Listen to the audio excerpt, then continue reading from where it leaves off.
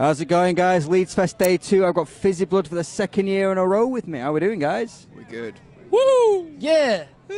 Who? And that's it. Goodbye. So what's it mean to you guys to be back at Leeds Festival again? I didn't hear the question. What does it mean to be back at Leeds Festival again? It means a lot. It's a hometown show and it's a big festival, so it's like the double whammy. It's great. I love it. And we get to stick around after and drink beers, so we're happy, yeah. He's happy. I don't think you got to do that last year. I think you had to shoot off. Yes, because we were playing Reading the day after. Yeah. We had sore heads still. Yeah, but yeah. Well, we So- can stay now. Yeah. Yeah! Go into our own bed, that's nice. Get away from me. So do you guys feel like there's any pressure to be playing Leeds? Obviously, it's been a home crowd for you guys, and you've kind of grown quite a lot in the past year. I don't know, I don't think we feel that so much anymore. We just kind of get on with it. I think if you feel pressure, kind of going to give yourself a hard time, so you just got to kind of crack on and just hope it's going to be a good one. What do you think, Tim? Yeah, no, same. I feel like we used to get really nervous for like shows that meant a lot to us, and then we just played really bad. We've done all that now, so you know. Now we just make sure none of the shows mean anything to us.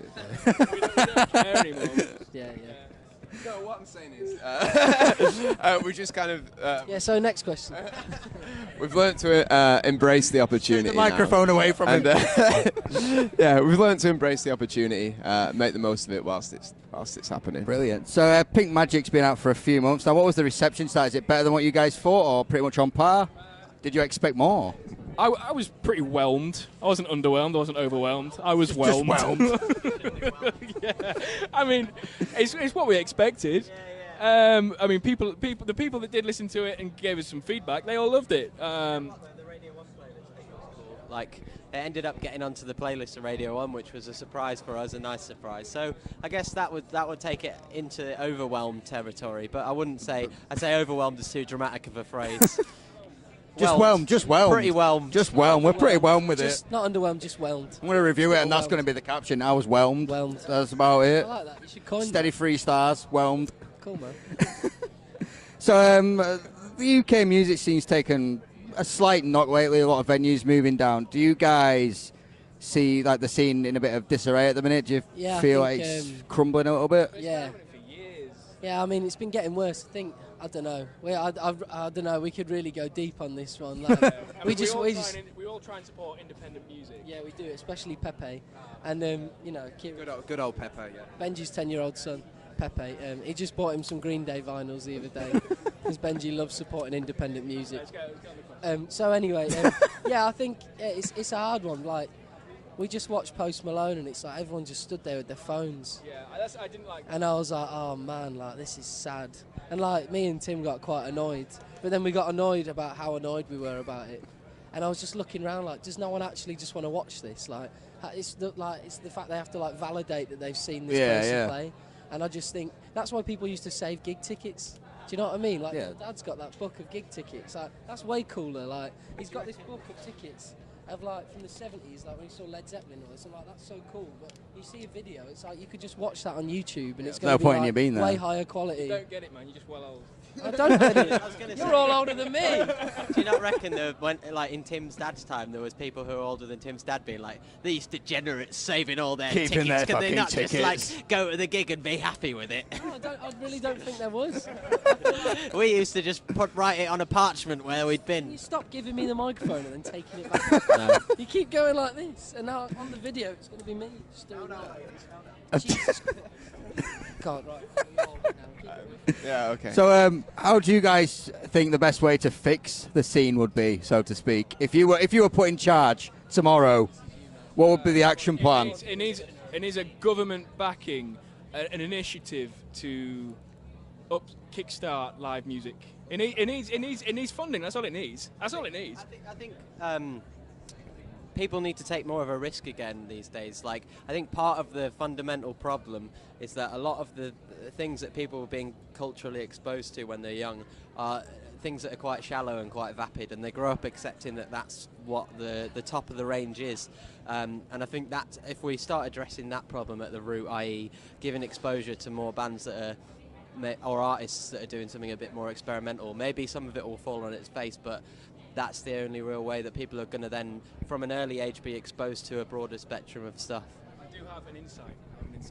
So when me and Paul were at college, like back in 2011, 2012, where we're from, like a town called city called Lincoln, sorry, there was like 60 people on our course over the 2 years. And I was speaking to one of our tutors not so long ago, a couple of weeks ago, and there's only like 7 people on the course now. Okay. So they've lost that many music students over like 5 years, and it's because all the like venues in Lincoln have closed down. So there's nowhere for young people to like grow up and go and play. Because I remember when I was 14, 15, starting playing in bands, you'd go to a gig night, all your mates would come down, it'd be all that, it would be like a community thing. And then all these places closed down. There's nowhere for kids to have the incentive to go and play these shows. And then there's not the culture built around it. So it's like a domino effect. And what I'm trying to say is build it and they will come. Yeah. Sorry, just this is a very long answer. Keep going, it's fine. But yeah, going off that, like, well, I was from a really small town called Glossop, as everybody here knows. But that was a similar sort of thing. I think the thing that's going to save it is just a handful of people who really care and really get the support of like the community. Because that's when I was younger, similar sort of thing. There's 3 pubs in my town that had live music on, and there was one on a Friday night that was like absolutely rammed because it was free and bands would just play there, and then there was one on a Saturday night which was a similar sort of thing, and then there was an open mic night on Sunday, and then the community crew. I'm really getting really into this. I could just hear you in the background. Okay, so it needs a few people who really care about it to have the support of the community and some funding. Well, I mean, going off the back of that, you guys are obviously on the BBC Introducing stage. How important is BBC Introducing for bands that are trying to get through as well? I think it's very important. That was the first, like, when I was like 16, that's the first like step you do. Like when you think you're in a band and you're like, what do we do? And then like that's like, I think everyone knows that you can upload your music to Introducing. I feel like if you're a kid in a band at a young age, you know that that's an option, and it's a way of getting your music out there, and then it gets played and it's like exciting, and then it might get picked up again by someone else. But yeah, I think it's really important. Like there's not really anyone else doing what they do. It's literally one of the last platforms that remains for introducing young kids to new music, so it's really important. I think a lot of it these days as well, it's like there's a lot of like style over substance as well, just taking over, and people get into trends rather than actual bands or like people. Like I used to really like bands for the people that were in them, do you know what I mean? And now it's just like get some tattoos on your face and you get a number 1. Ben's gonna get some tattoos in hope of number 1 face tattoos. It's a good market strategy. I think we've answered the question. Yeah. So the album's been out almost a year now. Any new releases on the horizon? Have we started working on new music? If so, is there anything that you're looking to maybe experiment with musically? I know you guys are quite out there. Coming out on the 14th of September called Pink Magic EP. And Jake has something to say. And it's coming out 14th of September. It's going to be a hoot and a holler. We hope you all jam to it. We hope you all like it. But we'll be very whelmed with it. Yeah, I hope you're more than whelmed. But if you're whelmed, that's cool. We're going to be going away after the festival season to work on new music. Debut album. The idea is that we'll do our debut album. The idea is it might not happen though. There's a lot of moving parts. Overwhelmed people are with this EP. Depends on the level of whelmedness of our next upcoming release. If you can get like nursery for Pepe as well, because you've got to write the songs, but if he's got to look after Pepe, then it's going to be difficult to write. This is fucked. So going back to the festival, what would you say is the best and worst thing about the festival this year? People and people. Wow. People. The human race and the human race. Fucking assholes. Yeah, that's it. That is it. No more. No further comment. Next question. Move on. Who are the musty acts of the weekend, except from yourselves, because I know that's what you was going to say. Rattle off a few. Blinders. Post Malone. Kings of Leon. No poster this year. Marsicans. Kendrick Lamar. Household Dogs. Husky Loops. More than 5, isn't it? Trunk Light. Us.